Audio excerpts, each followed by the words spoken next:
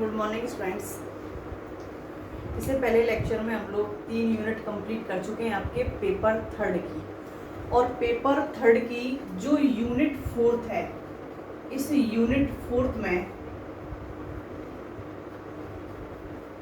आपका फर्स्ट आता है एंथोसरोस, सेकंड आपका फ्यूनेरिया। दोनों ही क्या है, एंथोसरोस और फ्यूनेरिया ब्रायोफाइट्स हैं, क्योंकि हमको यहाँ पर 4 मेंबर पढ़ने थे। पहला पढ़ा था हमने रिक्सिया, दूसरा था मार्केंसिया एंड तीसरा एंथोसरोस और चौथा यहाँ पर फ्यूनेरिया। इनके अलावा यहाँ पर जो तीसरा आपका टॉपिक बचता है वो है लाइकेन। तो आपको यूनिट फोर्थ में एंथोसरोस, फ्यूनेरिया और लाइकेन की स्टडी करनी है। तो चलते हैं अपने टॉपिक की तरफ। यहाँ पर जो यूनिट फोर्थ में फर्स्ट आपका टॉपिक आता है एंथोसरोस या फिर ब्रायोफाइट है जो एंथोसरोस। एंथोसरोस की जो सिस्टमैटिक पोजीशन है, सिस्टमैटिक पोजीशन में डिवीजन जो इसका आता है, डिवीजन ब्रायोफाइटा पढ़ रहे हैं तो ब्रायोफाइटा ही आएगा। तो डिवीजन ब्रायोफाइटा है, क्लास एंथोसरॉप्सिडा है, ऑर्डर एंथोसरोटेल्स है, फैमिली एंथोसरोटेसी है और जीनस एंथोसरोस है। Division Bryophyta, class Anthocerotopsida, order Anthocerotales, family Anthocerotaceae and genus Anthoceros. बात करते हैं इसकी जातियों की। कितनी जातियां इसकी पाई जाती हैं और कहाँ पाई जाती हैं। जातियों की उपस्थिति की बात करें तो लगभग 200 जातियां वर्ल्ड में, विश्व में पाई जाती है, विश्व में पाई जाती है। ऑल वर्ल्ड में इसकी जो जातियां पाई जाती हैं, इस जीनस की, एंथोसरोस की, लगभग 200 जातियां पाई जाती हैं। अब यहाँ ये जो जातियां पाई जाती हैं वो सामान्यतः शीतोष्ण या उष्णकटिबंधीय क्षेत्रों में पाई जाती है। सामान्यतः या तो शीतोष्ण या उष्णकटिबंधीय क्षेत्रों में पाई जाती है। और सामान्यतः ब्रायोफाइट जहां मिलते हैं वहां सामान्य तौर पर जल की एक्सिस होती है। जल कैसे होता है? अधिक मात्रा में। जहां जल अधिक मात्रा में उपस्थित है वहां मौसम कैसा होगा? जरूरी नहीं है शीतोष्ण हो, उष्णकटिबंधीय भी हो सकता है, लेकिन जल की एक्सिस इनके लिए आवश्यक है। जल अधिक मात्रा में जहां उपस्थित होता है वहां ब्रायोफाइट पाए जाते हैं। इसीलिए ये नम व छायादार स्थानों पर पाए जाते हैं। नम और छायादार जो स्थान होते हैं वहां पर ब्रायोफाइट क्या होते हैं? उपस्थित होते हैं। बात करें अपने राजस्थान की तो हमारे राजस्थान में एंथोसरोस प्रेजेंट होता है, मिलता है एंथोसरोस की जातियां अपने राजस्थान में, माउंट आबू में। राजस्थान में कहा? माउंट आबू। सिरोही में इसकी 2 जातियां देखी गई हैं, एंथोसरोस हिमालयेंसिस और एंथोसरोस इरेक्टर। इसकी 2 जातियां पाई जाती हैं, एंथोसरोस हिमालयेंसिस और एंथोसरोस इरेक्टर। तो राजस्थान में भी जहां पहाड़ी क्षेत्र है, और पहाड़ी क्षेत्र तो काफी जगह है, लेकिन टेम्परेचर माउंट आबू का राजस्थान में अदर प्लेस की तुलना में क्या होता है? डाउन। तो यहाँ एंथोसरोस की 2 जातियां पाई जाती हैं। बात करें इसके आउटर कैरेक्टर्स कैसे होते हैं, एक्सटर्नल कैरेक्टर्स कैसे होते हैं, इंटरनल और एक्सटर्नल कैरेक्टर देखेंगे। तो यहाँ हम इसकी गैमेटोफाइट जो जनरेशन है, तो गैमेटोफाइट जनरेशन के सबसे पहले देखते हैं बाह्य लक्षण। बाह्य लक्षण कौन कौन से? पहले आउटर स्ट्रक्चर देखते हैं, उसके बाद इंटरनल स्ट्रक्चर देखेंगे। तो यहाँ बाह्य लक्षणों की जब बात करते हैं तो हमको पता है कि हमने ब्रायोफाइट में सबसे पहले रिक्सिया पढ़ा है, एंथोसरोस पढ़ा है, सॉरी मार्केंसिया पढ़ा है। तो यहाँ इनका जो गैमेटोफाइट प्लांट होता है वो अपाक्ष और अभ्यक्ष अपाक्ष और अभ्यक्ष दो अलग अलग डोर्सल और वेंट्रल, दो अलग अलग सतहों में विभक्त होता है। डोर्सल सतह अलग होती है और वेंट्रल सतह अलग होती है। जो थैलस होता है, यहाँ थैलस जमीन पर श्यान अवस्था में लेटा हुआ पाया जाता है। तो यहाँ जो थैलस होता है, थैलस कैसा होता है? पृष्ठाधारी, पृष्ठाधारी श्यान और गहरे हरे रंग का होता है, गहरे हरे रंग का।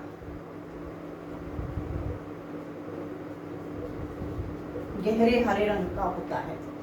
इससे पहले जो हमने मार्केंसिया और रिक्सिया जो पढ़े थे, वहां पर जो पृष्ठाधारी यहाँ पर जो ये मिल रहा है थैलस, इसके जो शीर्ष भाग थे वो शीर्ष भाग कटे फटे नहीं थे। तो यहाँ जो शीर्ष भाग होते हैं, थैलस का जो शीर्ष भाग होते हैं वो कैसे होते हैं? कटे फटे। इसका मतलब यहाँ जो शीर्ष पार्ट होता है, जो मार्जिनल पार्ट होता है, वो कैसा होता है? प्लेन नहीं पाया जाता, कटा फटा पाया जाता है। तो इसका थैलस जो पाया जाता है, तो इसका थैलस कैसा होगा? अव्यक्त सतह भी है और अपाक्ष सतह भी है, तो मिडरिप भी होगी। तो देखिए इसका जो थैलस पाया जाता है वो सामान्य तौर पर किस प्रकार का होता है?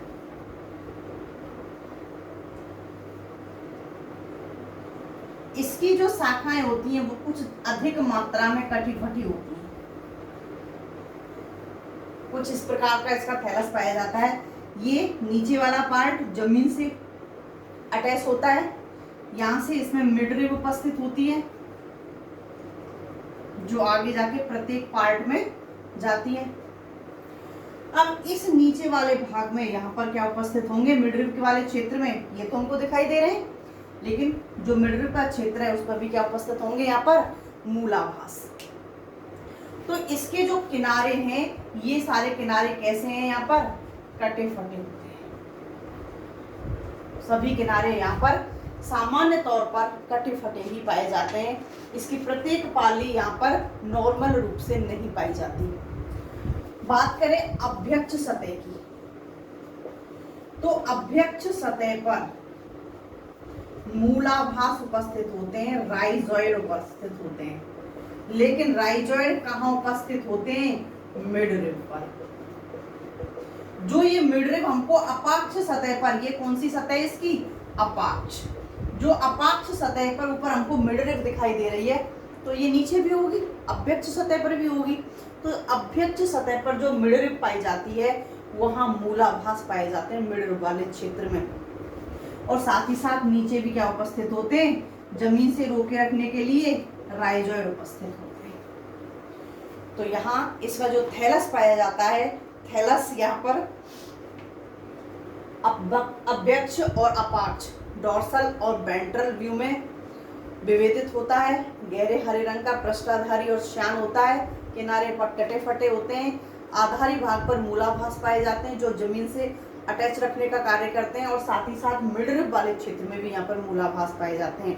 लेकिन यहाँ पर एक चीज अनुपस्थित होती है और वो है सल्क। एंथोसरोस में सल्क नहीं पाए जाते, तो यहाँ पर सल्क क्या होते हैं? अनुपस्थित होते हैं। इससे पहले जो हमने रिक्सिया और मार्केंसिया पढ़े थे, दोनों के अंदर क्या पाए जा रहे थे? सल्क प्रेजेंट थे, लेकिन यहाँ सल्क नहीं पाए जाते। बात करें इसकी एक्सटर्नल स्ट्रक्चर की, आंतरिक संरचना की, तो एंथोसरोस की जो आंतरिक संरचना होती है वो आंतरिक संरचना भी कैसी होती है? सिंपल होती है, साधारण होती है। ज्यादा टिपिकल यहाँ पर आंतरिक संरचना नहीं पाई जाती। बी पॉइंट, आंतरिक संरचना। आंतरिक संरचना में यहाँ जो सबसे वाली ऊपर वाली सतह होती है वो कहलाती है अपर एपिडर्मिस, और इसके साथ ही यहाँ पर नीचे की तरफ कौन सी होगी? Lower epidermis. तो यहाँ अपर एपिडर्मिस और लोअर एपिडर्मिस के बीच में होमोजिनस टिश्यू प्रेजेंट होता है, समांगी ऊतक उपस्थित होता है। अब इस समांगी ऊतक में जगह जगह पर कुछ विशेष क्षेत्र पाए जाते हैं। यहाँ कुछ विशेष क्षेत्र पाए जाते हैं,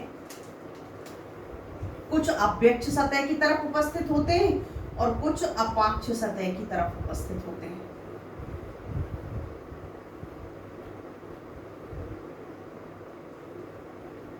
देखिए, अब यहाँ पूरा का पूरा जो पार्ट है, इस पूरे के पूरे पार्ट में यहाँ पर कौन सा टिश्यू उपस्थित होगा? समान प्रकार का।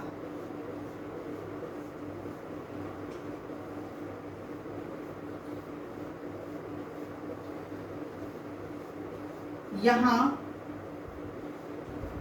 अपर एपिडर्मिस और लोअर एपिडर्मिस की जो सेल्स होती हैं, ये सेल्स जो मिड पार्ट में यहाँ पर जो कोशिकाएं पाई जा रही हैं, इन कोशिकाओं से आकार आकृति में कैसी होती हैं? संरचना में डिफरेंट होती हैं, अलग होती हैं। और अंदर वाली जितनी भी सेल्स होती हैं वो कैसी होंगी? एक दूसरे से बिल्कुल समान प्रकार की होंगी। तो यहाँ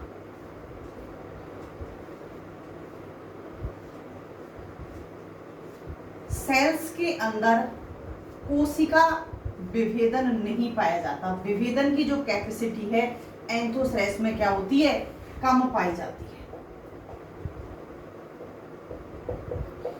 लेकिन यहाँ पर कुछ चीज विशेष होती हैं अपने आप में। प्रत्येक प्लांट किसी ना किसी कारण से, क्योंकि अगर उसको अलग जीनस में रखा है तो कुछ ना कुछ तो अंतर होगा पहले वाले जीनस से, वरना तो रिक्सिया के साथ में इसको भी रख सकते थे, मार्केंसिया के साथ में रख सकते थे। तो देखिए, जो मिड पार्ट है, इस मिड पार्ट में यहाँ पर ये जो संरचनाएं दिखाई दे रही हैं, यहाँ ये क्या है? Fungal filament. बीच के पार्ट में और अपाक्ष सतह की ओर फिक्स है, ये अपाक्ष सतह की ओर उपस्थित होते हैं और ये अभ्यक्ष सतह की ओर उपस्थित होती हैं। तो यहाँ पर फंगल फिलामेंट पाए जाते हैं। ये अपर एपिडर्मिस,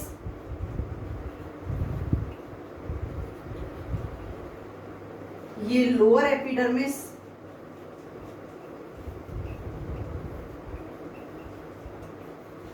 और बीच में जितना भी आपको ये टिश्यू दिखाई दे रहा है, यहाँ प्रत्येक कोशिका में क्या उपस्थित है?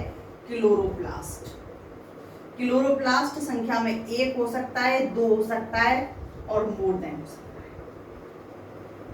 संख्या में 1 भी हो सकता है, 2 भी हो सकता है। एक कोशिका में क्लोरोप्लास्ट की संख्या और 1 से अधिक भी हो सकती है। अभ्यक्ष सतह की तरफ जब जाते हैं तो अभ्यक्ष सतह की तरफ इस प्रकार से कुछ कैविटी पाई जाती है। यहाँ पर कुछ कैविटी पाई जाती हैं जिन्हें कहते हैं म्यूसिलेज जिनस कैविटी, जिनके अंदर क्या उपस्थित होता है? म्यूसिलेज प्रेजेंट होता है। और ये म्यूसिलेज जिनस जो कैविटी होती हैं, ये लोअर एपिडर्मिस की तरफ स्लाइम पोर के द्वारा खुलती है। स्लाइम पोर के द्वारा खुलती है। लोअर एपिडर्मिस पर कुछ छिद्र उपस्थित होते हैं, जैसे स्टोमेटा छिद्र होते हैं उसी प्रकार से, लेकिन उनसे संरचना में, आकार आकृति में कैसे होते हैं? भिन्न होते हैं। जो म्यूसिलेज जिनस जो कैविटी बीच बीच में अभ्यक्ष सतह की तरफ, वेंट्रल सरफेस की तरफ जो प्रेजेंट हैं, उनको स्लाइम पोर के द्वारा वो कहाँ खुलती हैं? बाहर की ओर, वातावरण की ओर, जिनसे चिपचिपा पदार्थ यहाँ पर स्रावित होता रहता है। तो यहाँ एंथोसेरोस की जो इंटरनल स्ट्रक्चर है, इंटरनल स्ट्रक्चर बहुत सिंपल पाई जाती है। बात करते हैं जनन की। एंथोसेरोस के अंदर जनन 2 प्रकार का पाया जाता है। या तो यहाँ कायिक जनन उपस्थित होगा या फिर यहाँ पर लैंगिक जनन उपस्थित होगा। क्योंकि शुरू में जब हम लोगों ने ब्रायोफाइट्स पढ़े थे तो ब्रायोफाइट्स के अंदर सबसे पहले जनन की जब हमने बात की थी तो यहाँ 2 ही पॉइंटों को हमने डिस्कस किया था। जनन 2 प्रकार का होता है, कायक जनन और लैंगिक जनन।